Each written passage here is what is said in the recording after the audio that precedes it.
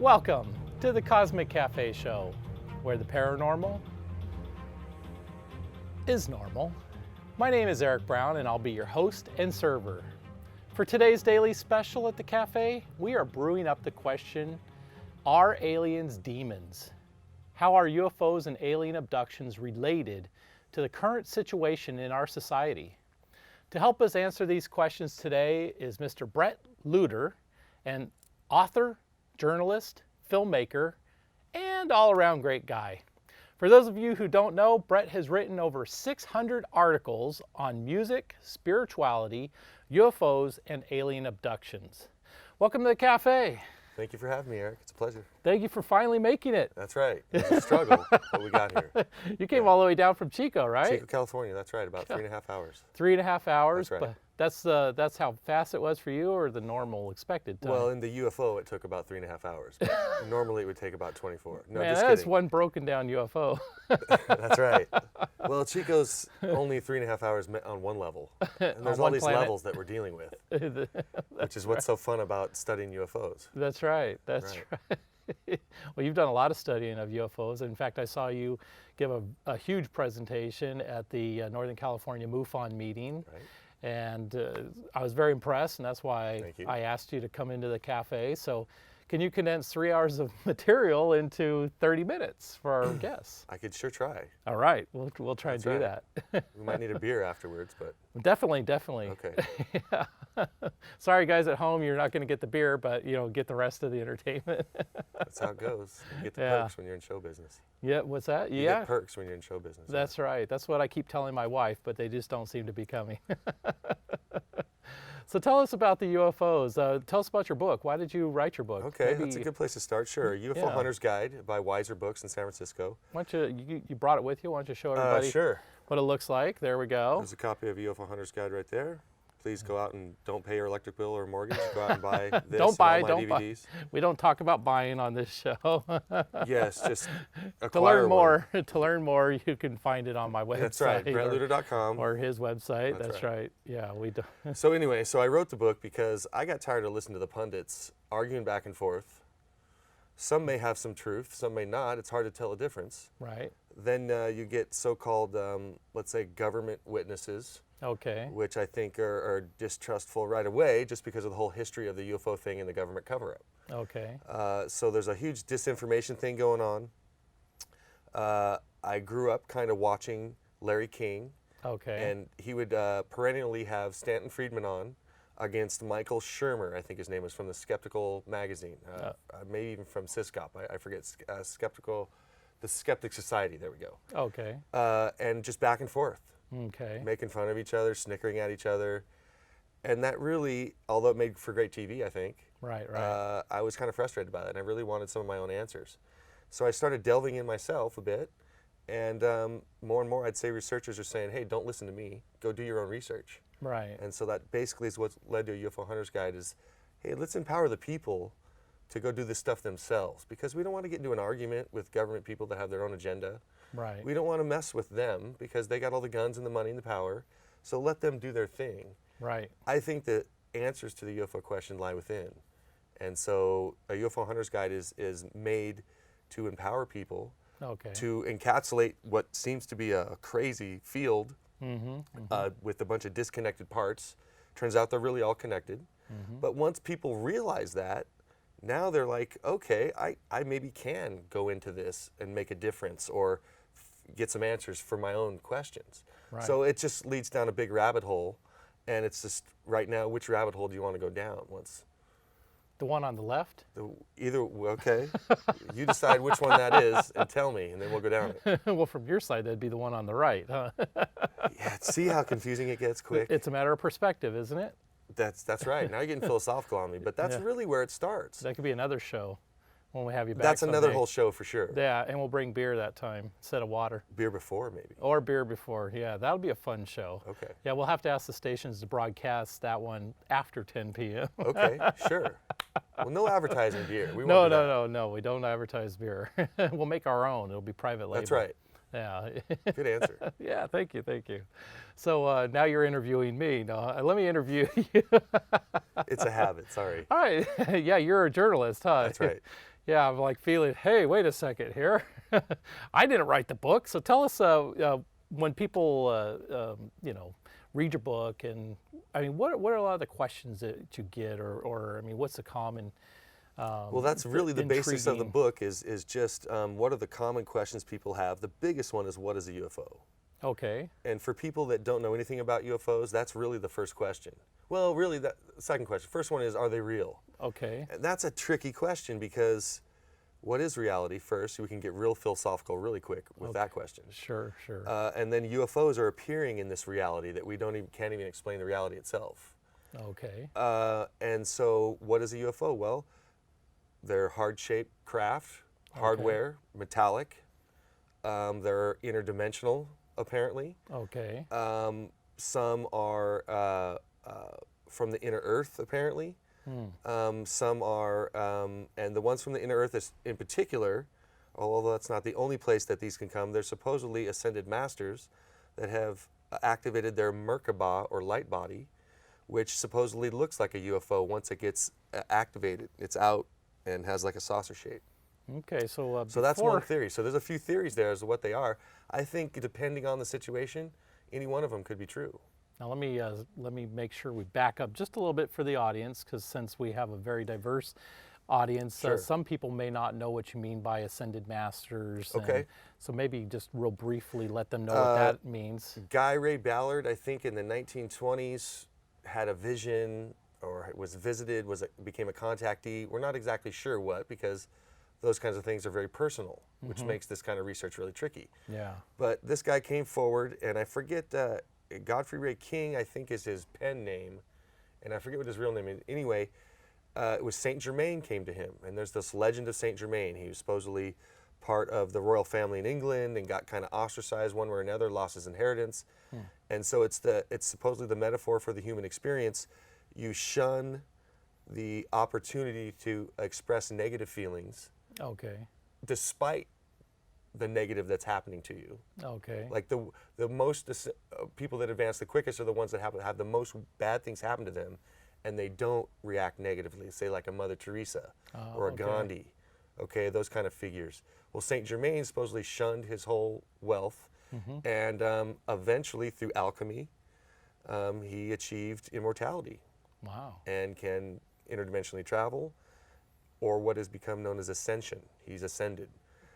Is any of this stuff true? I haven't experienced it myself, but that's what an ascended master is, and there's a whole school of thought, the Saint Germain Foundation. Go look them up. They got a place up in Mount Shasta. I think they originated in Chicago. But that's what an ascended master is. So the height of the expression of human consciousness is the activation of this light body, which according to, say, guys like J.J. Hurtak, say that this is what we can all be doing, but we're trapped in this society that's been strategically engineered to not allow us to go down that path, to become enlightened, to have knowledge, to know who we are, which is really what the central issue is. I think some real popular references that people would also understand would be Christ's ascension as well as Buddha's ascension. Absolutely. So that's what you're talking about when you're talking about these ascended masters. They supposedly have their place in the pantheon of ascended masters. Great, Right. great. Well, I think now we can move on now that they kind of understand. I just always want to make sure that everybody's on board. You know, that's a great Yeah. example, though, of how much information is in this field. Yeah. The different areas that it puts you in touch with. Right. Like you thought, oh, I'm just studying UFOs, right? Yeah. Next thing you know, you're studying Hopis, you're studying Tibetans, you're studying politics, you're studying history.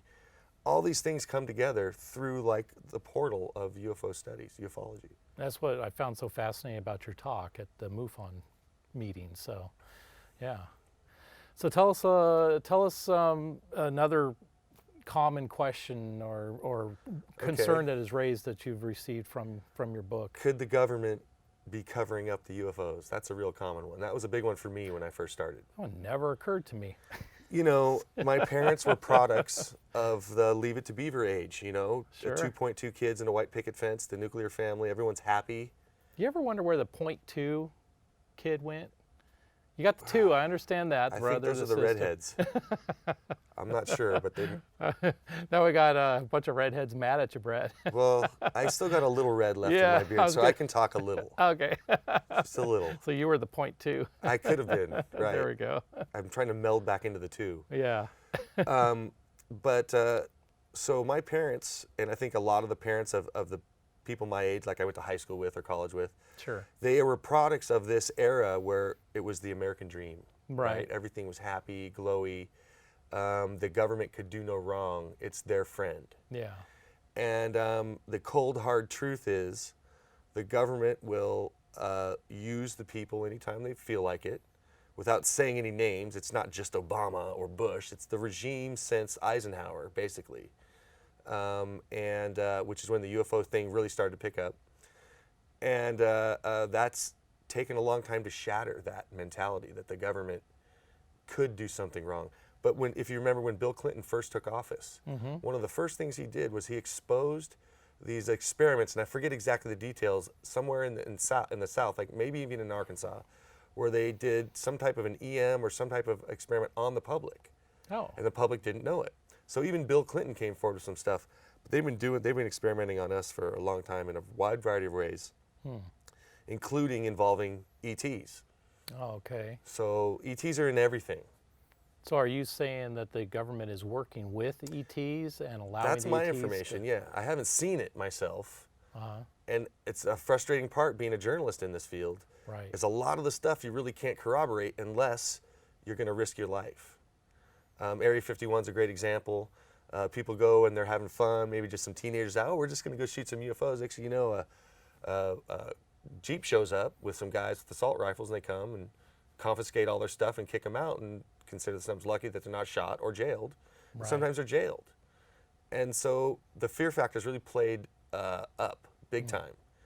And that stops a lot of people from doing it because they got bills, right? Yeah. 9 to 5, families, all noble pursuits. Sure. But by design, it's been set up to keep people busy from looking down rabbit holes like this. Right, right.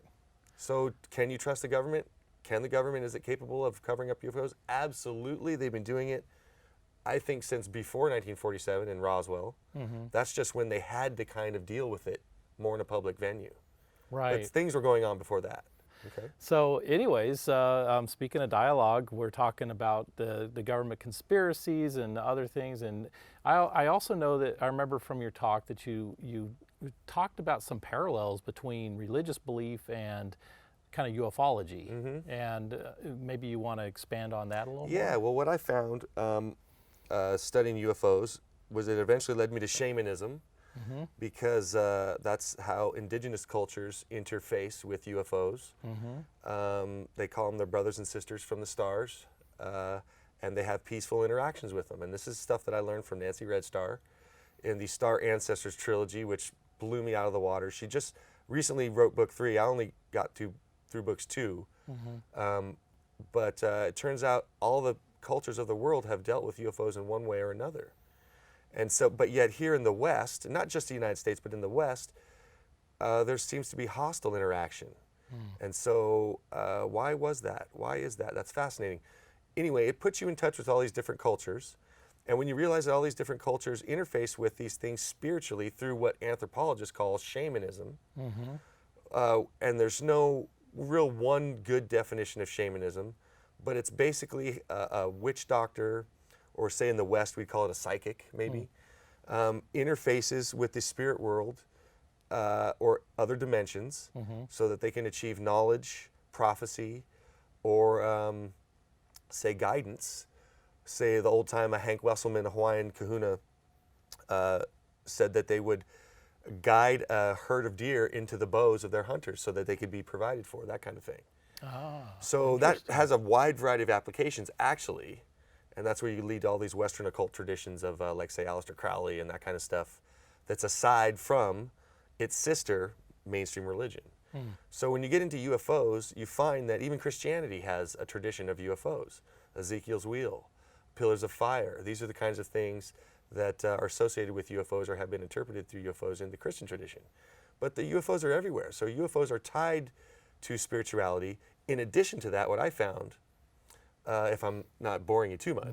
No. Is that it parallels with shamanism itself, because I found that if a shaman is in service to its community, that's what a ufologist is in service to its community.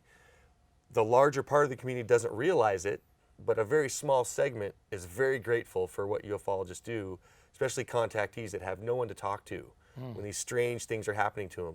They may go talk to their priest, and their priest tells them, well, it's demons or something. Right. And they might not know exactly how to deal with that. And so that's where, shamanism also, you get altered states of consciousness. Well, when you're in ufology, if you're having an abduction experience, that's an altered state of consciousness. Is on level with any shamanic experience you want to get. Take mushrooms or acid, whatever, that's all on the same level. Right. Ask a guy like Terrence McKenna or Robert Anton Wilson. They'll say those drugs will put you on that level. And in fact, when you're on some of those drugs, you read some of those guys' books, Food for the Gods, for example, by Terrence McKenna, they're seeing more UFOs once they're in that state. Really? Because that's where they exist. So, and then now you're bleeding into the Jacques Vallée kind of area, where we're calling these UFOs into existence based on our evolutionary path. And that at this time of our evolution, we're calling them in. It's like a mechanism to draw us forward like a carrot. So as we ask questions for it, we're reaching out of ourselves.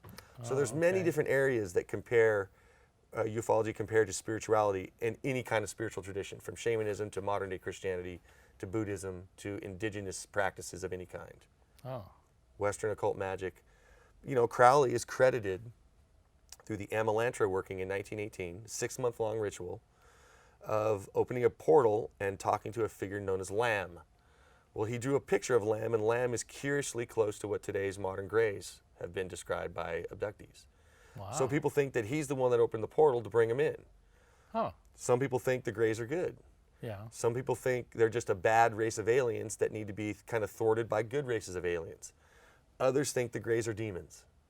And so as a ufologist, you got to be aware of all these different things, and then you're going to have to factor them in. The beauty of this is you're factoring into yourself, into your own spirituality, because it's going to call into question that pretty soon after you become a ufologist. Hopefully that wasn't too long. No. Are you kidding? It's fascinating. Okay. I'm curious, as you were talking about some of these individuals who are using, was it mind-altering substances? Sure. Terrence McKenna, Robert Anton Wilson, to name two big guys. Have you tried that? Absolutely. Without implicating yourself? Well, possession's 9/10 of the law, and I'm not possessing anything right now. So I've had some experiences. I've been out. Most of those experiences, honestly, were when I was younger, and I was in a partying kind of a context, which it's made for that. Okay. That's part of it. Okay. Because partying is celebration. True. And celebration is joy, and joy is a very high vibration. So when you're talking ascended master stuff, and they're saying you got to raise your vibration, means become more joyful. That's all that means, really. So when you're taking drugs in a party context, I didn't know it at the time. Right. I was just blowing my brains out trying to escape and having a great time, Okay. But later, I would realize, after reading some books, seeing some lectures, that I was actually being introduced to higher and more greater parts of myself and the universe around me, which, depending on who you talk to, is one and the same. So although it's not for everybody, and I'm not going to advocate people taking them, some people feel the need to do that, and if you feel strongly that you need to, then you probably should just try it, but do it in a safe setting. Back in the 60s, they had the recipe was set, setting, and dosage. So you get the right set of people, you get in the right setting, and you take the right dosage, and it's more conducive to a good trip. Okay, you've heard of people having bad trips, right? Sure. Because that drug will open you up and show you yourself. And if there's parts inside you that are not right, if you have anger issues, if you're distraught, jealous, anything negative, fear of any kind, it will show that right to you. And if you're not ready for it, that's where they get the bad trips, because people don't know how to handle that. People go running and screaming. I've have friends that have been found running down the street naked. And nothing happened, but that's how people can react. So this is why the government, again, will come in and say that's dangerous, because it can be dangerous. Right, sure. But so can a gun. Sure. But with a proper education, you can wield it respectfully. Correct. And because in the end, us humans, we're the central issue. Okay. The cosmos is looking at us. Right. What are we going to do? And we're not, right now, I would just say we're not handling our business. We're in a spiritual crisis. And this leads to the whole UFO thing. We're drawing it towards us in one way or another. So, interesting. So do you think that UFO travel will be possible for us? Will the government or the aliens eventually make themselves commonly known, just like, everything that we commonly realize that's in society now, like the public train, the public bus, now maybe there'll be a public UFO. Is that something that you see happening anytime in the near future? Well, high technology can be separate from UFOs landing. We have high technology right now. Some say it's from reverse engineered UFOs. Some say it's from Tesla. And we've had anti-gravity and free energy for over 100 years now, 120 years. James Clerk Maxwell supposedly had a unified equation. Bruce Cathy says that Einstein had a unified equation and hid it. Oh. Because he didn't want it to fall into the wrong hands. So what's going on right now is that there is either a small group of really greedy yet financially powerful humans that are trying to win the monopoly board, let's say, at the expense of at least 80% of the population. Okay. Then when you delve into that a little bit more, you realize that it may not just be them. There may be an influence from higher up, whether that's a spiritual influence in, say, like a biblical good versus evil type of setting, or it's an ET setting.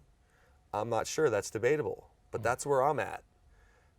Exploring this negative side. Is it a spiritual thing? I definitely think we're in a spiritual crisis. We've lost touch with who we are. By design or not, it really doesn't matter, because it's up to us to take the bull by the horns and find out who it is. That's why I wrote UFO Hunter's Guide. Right. Okay, so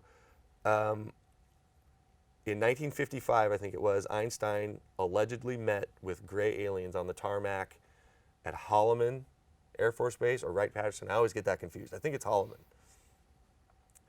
But, and so I think that's a metaphor for what's going to happen to all of humanity collectively and also individually, is that we're going to be offered a contract. And in Eisenhower's state of spirituality that he was a general. He's trained to fight, and so fear was a big part of his life. I think he was afraid in that setting, and he agreed to a deal that he shouldn't have agreed to. And so the way contract laws work, it's the same thing as a magical spell, and they're universal contract laws. Okay, everything's by contract. We're here by contract.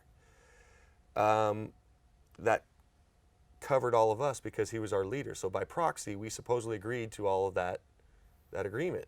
Now, what are you talking about? Keeping aliens secret agreement? That's part of it, but the legend is, because we may never know, but the legend is exchange of technology for them to abduct certain people without our interference. Oh, okay. Okay, so they're abducting certain people for genetic experiments, for supposedly a hybrid breeding program. This is David Jacobs kind of stuff. I have some abductee friends that will attest to that. And so you get to this point where you see what's going on with the abduction thing. You see the deal that Eisenhower supposedly cut. And I'm thinking, well, maybe some of these things are demons because, and I'm a Roman Catholic. Let's just back up there. And I went to Sunday Mass with my grandparents when I was a kid. And so I was indoctrinated pretty early. As soon as I started to think for myself, I thought, this is all a bunch of hooey. Right, right. But now I've kind of come back full circle because of this issue. If these demons are what the Christians say they are, longer lifespans, they're interdimensional, they have the certain earthly powers behind them, then they could fake all this stuff. And so that's a wild thought, but that's where I'm at. I'm exploring that right now. So there's a possibility that demons are actually posing as aliens and masquerading, so that way people will accept them as an alien, but they're really a demon? I think that's one possibility. Okay. I have to stay open to it because I don't know that it's not true. Right. And I'm starting to find, as you saw in my San Jose MUFON presentation, right, there's mounting evidence to suggest that that could be true. This whole idea that aliens are faking that they're demons, I think is possible. The opposite of what you just said. Right. And so that adds to confusion. So that would be lower astral ETs, supposedly, ones that haven't ascended yet, but they're more powerful than us, supposedly, at our level. Oh, okay. So they can affect our world. They can't affect above them, but they can affect below them. Oh, okay. What I have come to the conclusion of, it really doesn't matter what tradition you study. We have people that are in need of help. These abductees. They don't know what the heck to do. They don't know what's happening to them. And they go talk to psychologists. The psychologists tell them they're crazy, give them some Prozac or something else, something worse. Right. They go talk to their priest. Well, we need to do some kind of ceremony on you, whatever. And that freaks them out because now I got demons. Now what am I going to do? So these people don't know who to talk to. Yeah. Ufologists are there for them. If you're a good ufologist, you listen with an open mind. You do not make fun of these people. And you study. These people are in need of help. And again, UFO Hunter's Guide, if I can empower any number of people to start doing this kind of work, I think this is what's going to be the issue we're going to face in the very near future on one level or another. So.